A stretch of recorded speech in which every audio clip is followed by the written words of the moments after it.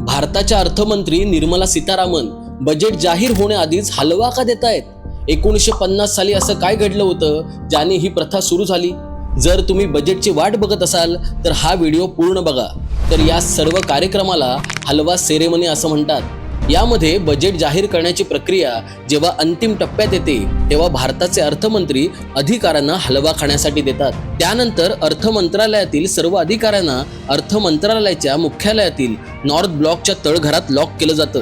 त्यांच्याकडून मोबाईल काढून घेतले जातात आणि इंटरनेट वापरण्यात बंदी घातली जाते.